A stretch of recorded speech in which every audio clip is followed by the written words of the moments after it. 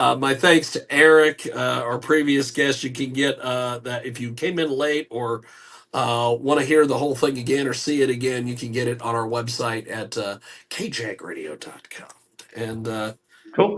we have got some great guests with us today. So, gentlemen, since there's three of you, go ahead and introduce yourselves, and then we will jump off the good foot and do the bad thing here, as they say. Yeah.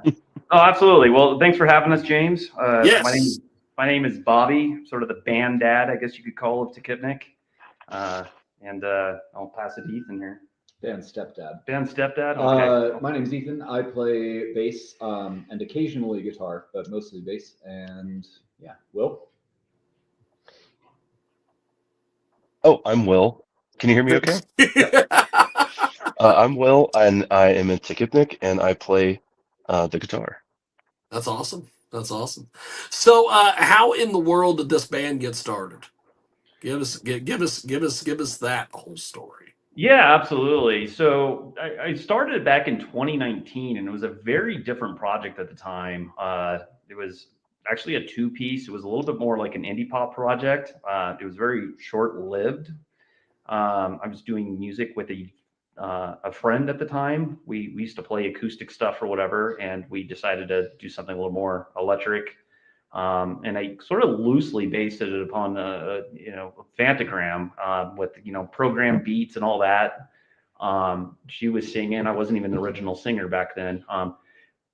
So anyway, it lived and died really quickly. But the only reason I even mention it is because I kept the same band name and sort of rebooted it. And I rebooted it with a new person, which was a drummer. And we were going to carry on with sort of the same style. And then when we first got together, it just instantly became something heavier. And I'm naturally a metal guy anyway.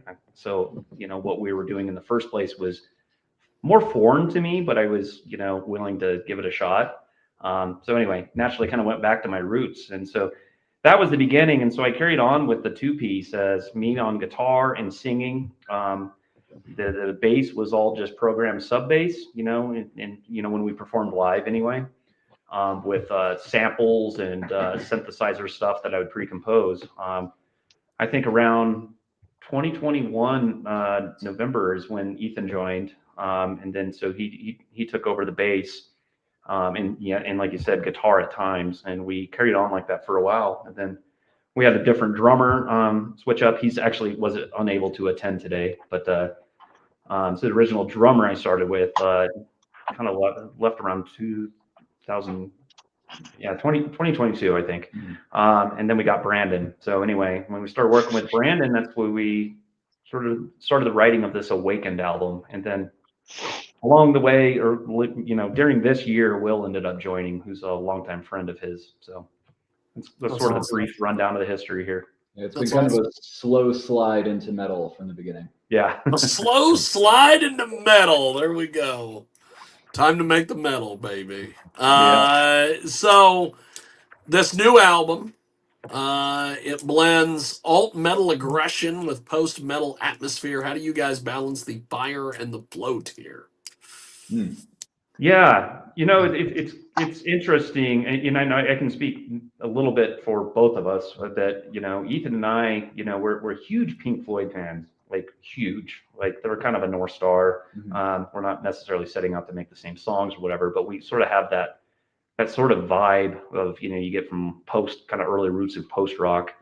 But we're also like big metal guys. We love metal, and like I would say for myself, the reasons I love metal so much, I feel it's one of the most expressive musical genres on how you can be you can be very mellow and just very brutally intense, right? Like that bandwidth and sort of amplitude, a way of expressing yourself with metal, I think is uncomparable to any other genre. And I'm just saying basics with metal. I'm not even going into subgenres. But the way I would describe it is, with a lot of other genres, you always have the sliding scale from 0 to 100. But I'd say for a lot of genres, what you actually hear is between 40 and 80.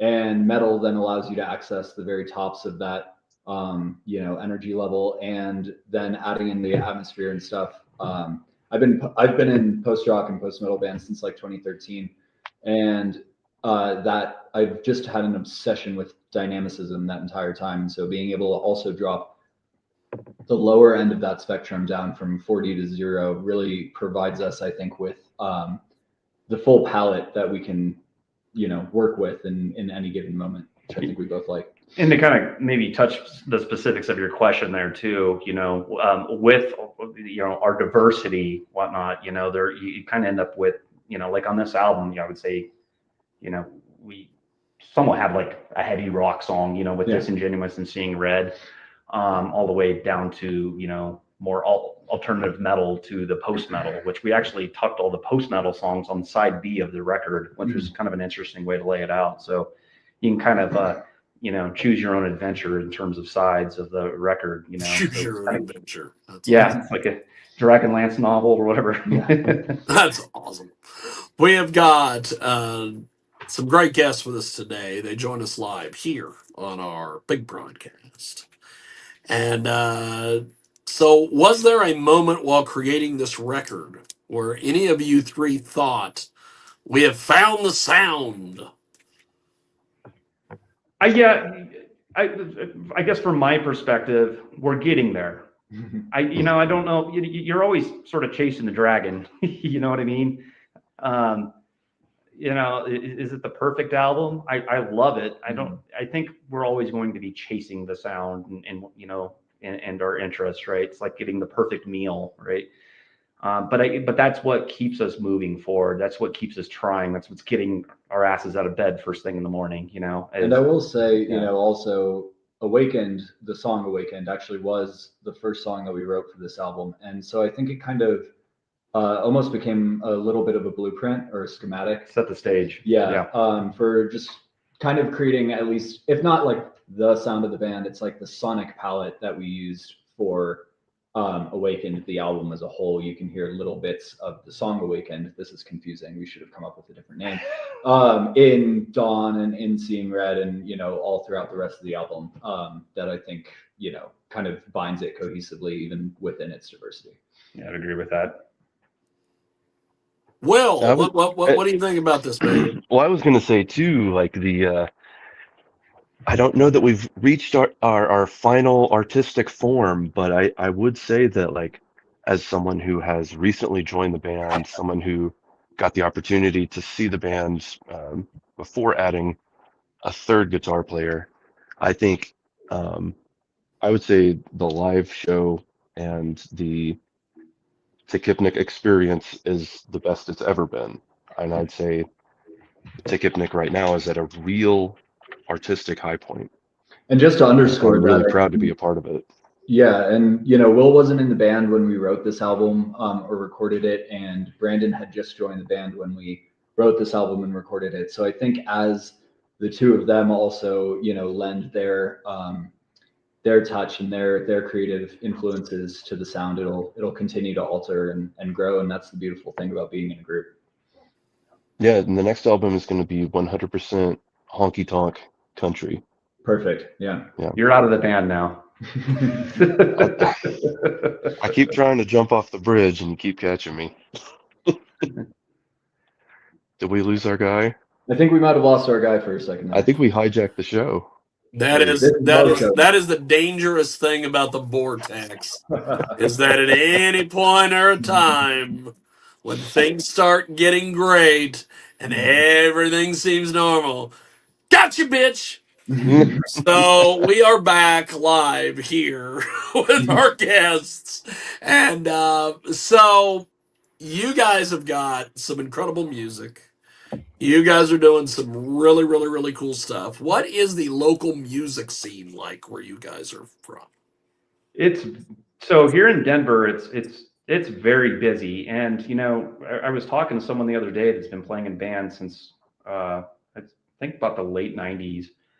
And he mentioned, in terms of the metal scene particularly, he's like, I've seen so many ebbs and flows. It's been strong, it's been weak, it's been strong, and that happens, right? Like, it's just a cyclical nature of things. Oh yeah. But right now, he said it's at the strongest peak he's ever seen it. With that, there is just so many shows, and which is great, but also there's a lot of noise to cut through, right? It's like you're a guy in a band trying to promote and get people out, and there's like, well, yeah, there's 18 other metal shows tonight that I could go to. So Yeah, it's kind of a bittersweet, right? Sometimes you can be the king of a little place, right? But right here, we're sort of just the peasants of the metal community. Yeah. The peasants of the metal community. I shouldn't say it like that, but you know what I mean. I would agree with that characterization of the ebbs and flows too, and I do think that we're in a particularly strong point as far as local Denver metal. The problem, as I see it, is, and this is happening in every local scene all over the country, is the corporatization of venues in the music scene in general. And I'm gonna call them out because fuck them. Live Nation and AEG are buying every venue in Denver, in Colorado in general. And so, well, there's more local bands than ever playing more local music and great local music than ever. It's getting more and more and more and more and more difficult to actually book a show, get it promoted, have the turnout that you want, all of that kind of stuff. And it's unfortunate because it's no one's fault except for a select few people who insist on making that much money. Yeah. That is definitely a big issue. We have got some great guests with us today. They join us live here on our big program. So which of the track on this album hits the deepest emotional nerve for the band? Ooh. For the band, I can't say. For me, it's definitely Dusk. Dusk was my baby writing it, and Bobby and I, and Brandon, I think, but I know I can speak for Bobby and I that we've been through so much in our personal lives over the course of writing and releasing this album. And I've always written instrumental music, and it's kind of fun to write instrumental music because I can tell you it's about something and you can have a completely different experience with it, and both of us are right. But for me, there's so much of myself in that song, and the way that struggling with sobriety and relapses, and being broke and not being broke, having a job, being unemployed, all of those things happened in the 2 years that we were working on this album. And I think a lot of that comes through in the kind of fire and ferocity of the ending, at least. Yeah, I could definitely say that too and agree with that. And I kind of tack on my own was The Finding. That song it's very interesting because some people are like, is that about your breakup, or is that about losing this or that? And I was like, it's about everything positive and very sad that's happened in the last 10 years of my life, sort of summed up generically in a sense. It's about loss, it's about love, it's about things that hurt you don't want to let go of. And so that one resonated pretty strong with me. And it's kind of funny I say that was one that the stork flew in to me, because sometimes you don't feel like you even come up with these things. Sometimes they just fly into your head a little bit, and then Ethan putting like his very like post rock, shoegazy sounds with it, was kind of really helped the sort of highlight the emotion. So That's for awesome. me, I'd say Floating in Air. Just as a player, that one is the most like resonant to me, and like it has some of the most like big orchestral sort of chords happening. That one's the one that really takes me away as I'm playing it. Floating in Air. That's awesome. I see what he did That's there. awesome. So if people want to find you guys on social media, how exactly do they do that? Well, I mean, just under the the band name, we're on Instagram primarily and Facebook. I think I removed us from X since our buddy bought it.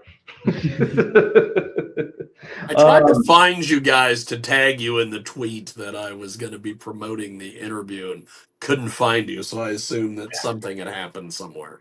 Oh yeah, I mean, anyone can just go to our website. It's just Takipnik.com, and all the social links are right there. And is there an EPK link? But our Facebook is just Takipnik. Our Instagram is Takipnik. Yeah, the nice thing about having a really, really weird name for a band is that we didn't have to get Takipnik 69420 or like Takipnik Music Official. Yes. Yeah. Yes. Yeah. It's always a thing. Mm. It always is a thing. Yep.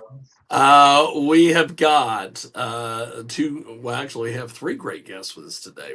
Will isn't saying much, but I'm he's just here here. like Purdy. Yeah. He is here, and he is doing the damn thing, as they say. I'm doing the damn thing. So he is with us. So when you guys go and do the writing for an album, what is that process like? Yeah, I'd say Great question. a lot of this was tackled such that I would start skeletons, sometimes with Ethan, sometimes without him, but then we would have sessions where we would iterate upon them. He would add his parts and, tell me, hey, maybe we shouldn't do that 27 times. Maybe we should do it 32 times or whatever. I don't know. Just iterate on it, like on that, with that style. We would actually write a lot of the drums ourselves, just kind of pre-programming them, but not telling the drummer what to do, but here's so we could hear it. So we can hear it and know what the idea is and what the vibe is, and then Brandon could take it and then we'd start working with him. We actually have a studio here at the house, with a talkback mic and everything like that, with a drum tracking room. So and the great thing about on them like that. Yeah, and the great thing about me and Bobby is, as far as our workflow goes for this, is we're both audio engineers and we're both fluent in our DAWs of choice. And so we are able to, Bobby will pull up the skeleton or whatever, and I can listen and say, oh, I hear something move, and sit down and throw down a guitar layer, and then Bobby hears something and he sits down and he throws down some bass, whatever. Like we can switch back and forth fluently enough that it really does become a collaborative effort rather than just additions from someone or someone else. Yeah, we musically jive turkey. That's awesome. That's awesome. We have got some great guests with us today. They join us live here on our big program, and talking a little bit about the writing and production. So how did working with Brad Smalling at Evergroove Studio elevate the final master, basically elevate this thing? Yeah, Brad is amazing. Bobby and I are both really good friends with Brad. I started working for him in 2017, I think, and Bobby started working at the same year, next year, something like that, on the second. Oh, 2020 actually. 2020. That was COVID. Yeah. So, and that's how I met Bobby. Actually, I was up there taking pictures for Brad, and we met Bobby. But anyway, I digress. I exaggerate not at all when I say that Brad Smalling, in my eyes, is the preeminent engineer in Colorado. He's phenomenal to work with. Such a command of psychology to get people comfortable and in the right mode for recording and stuff like that.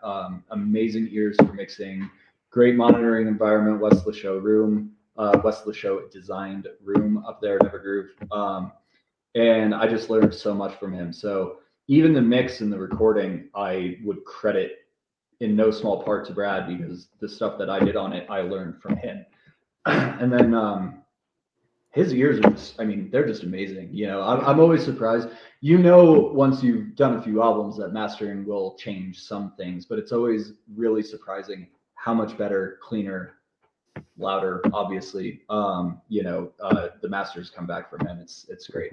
Yeah, there's been times where he's telling me a note is slightly off, and I'm like, no, it's not. He's like, check it, and I actually look at it in the machine. I'm like, and it's like 7 cents, 4 cents off or something. I'm like, you're right, and how did you hear that? Yeah. He's incredible. That's awesome. Mm-hmm. That is amazing. So Will, how in the world did you end up in this band? You haven't said much, so I need to figure out what is going on with you. Yo, I guess I'm living on being a vibe. that people just like to be around. No, I been a guitarist for a long time and worked in several different projects, coming up. And Brandon and I met each other in San Diego, California, probably like 2014 or 15. So probably about 10 years ago. Um, and he and I, just as friends, have been clicking for almost a decade now. And we kind of coincidentally both moved to Denver around the same time. Um, and yeah, we did like a separate project together for a few years out here. And then 2020 COVID came along and that kind of, blew everything out of the water there for a second.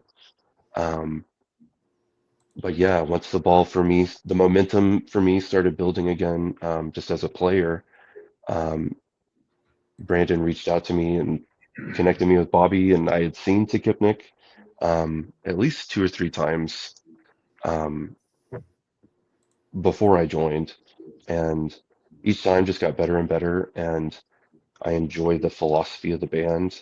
I enjoy the way that the band makes music together, and the respect that we have for each other as players.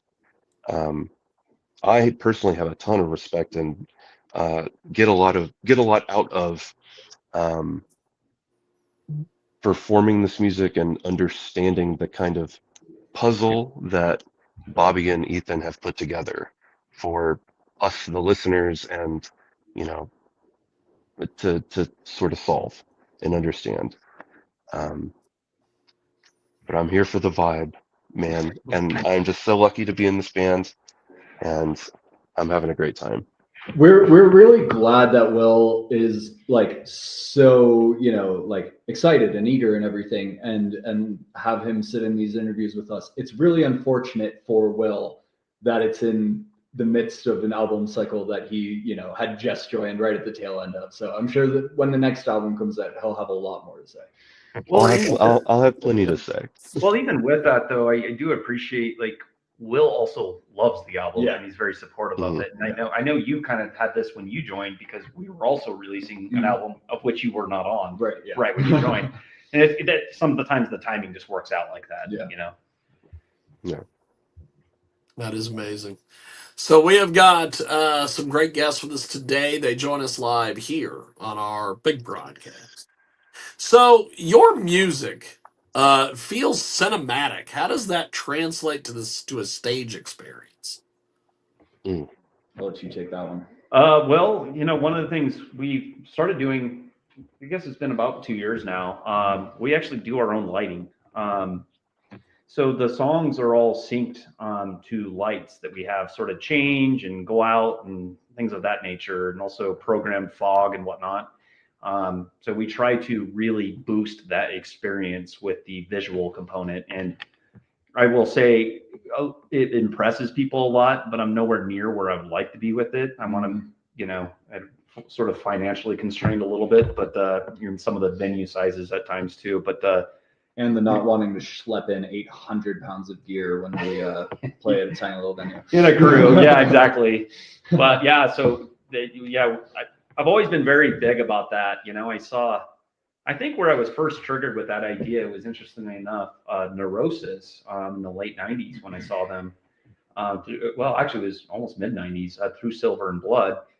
They used to have this guy, I think his name is Peter. I met him once. But anyway, he would have this big shelf in the back, and he would have, it was something like 4 to 6 16 millimeter film projectors.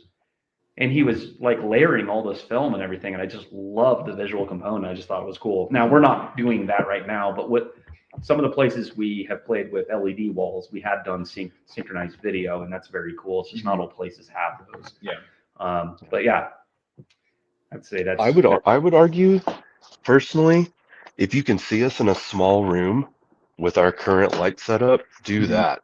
Yeah. Because you're gonna get just blasted. It'll be a sensory roller coaster, and you'll love it. See us in a small room while you can. Wow. So are there any upcoming music videos or visuals that fans should be looking for? Yeah, so there's probably going to be some videos in the future. We don't have any booked right now. We just got this album out, and so we're kind of working on that. But there might be some live videos and stuff coming out as well. We Yeah. always grab footage when we play, and so it's These just a are matter clips, of getting it together and editing it. So you just got to follow us on socials and stay tuned. Yeah, we do tend, thanks for pointing that out, Ethan. Mhm. We do tend to post quite a bit of like reels, of clips from shows and whatnot. We haven't done a full blown music video in a while. Yeah.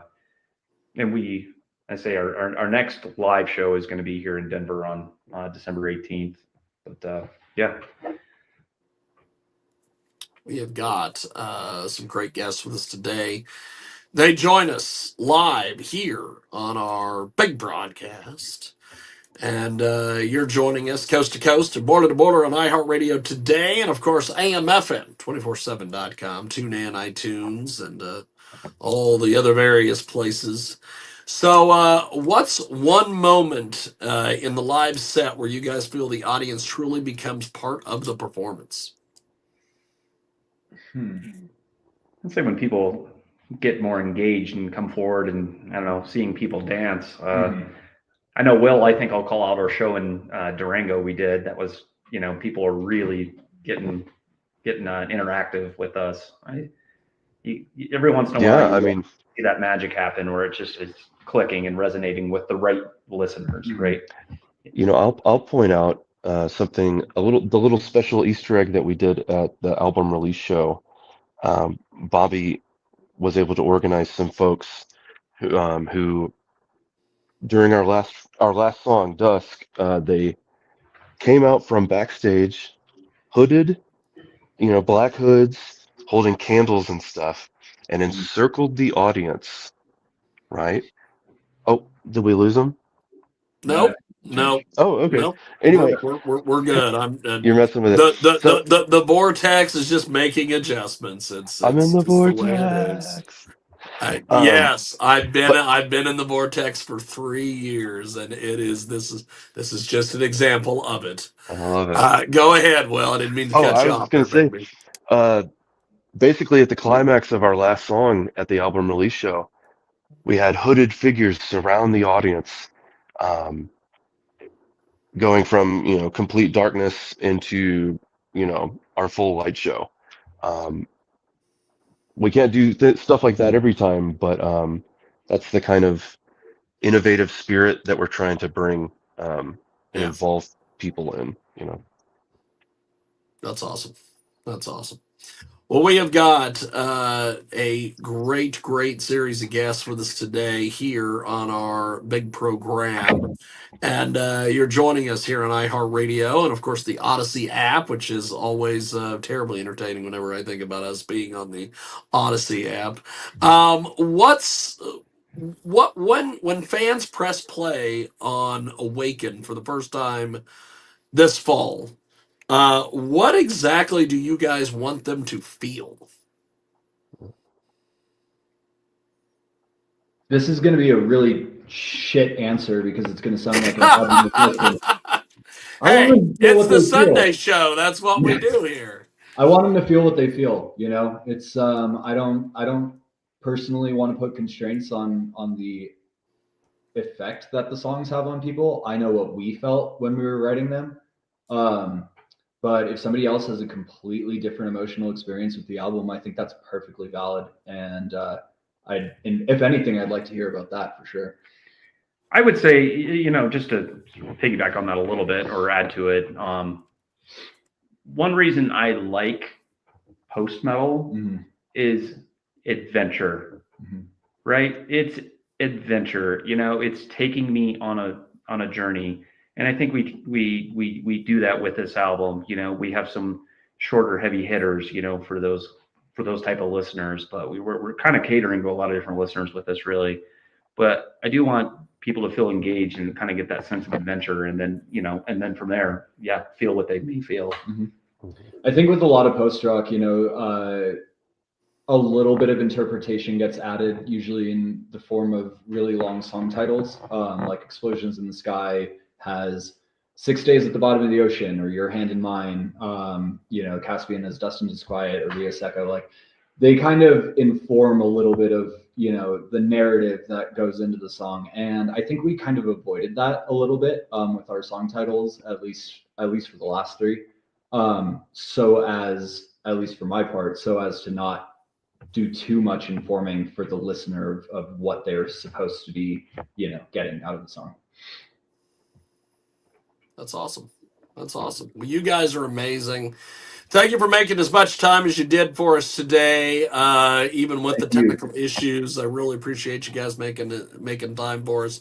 Before we let you go, how do people buy the music, get your stuff, all that? Yeah, so we have multiple places. You can go to our Instagram bio, and there's a link tree, and that'll link to music.takipnik.com. I also have the music on Bandcamp. I just got the new vinyl on there. We have a 180 gram pressed vinyl on a 3-color violet variant. They're gorgeous. Yeah, absolutely beautiful. Wow. Really, really gorgeous record. That will come with a free digital download. So you can get that on Bandcamp. You can also link to it from Spotify as well. I need to link it to our actual website. But yeah, there's a lot of places you can grab the music. Yeah, and we're working on getting all of the shirts and everything else up.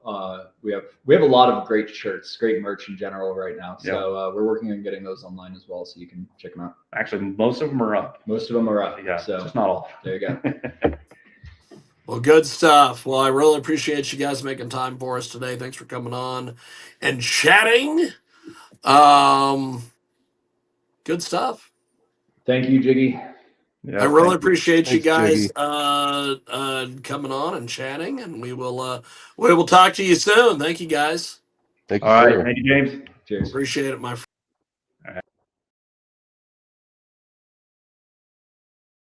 friend.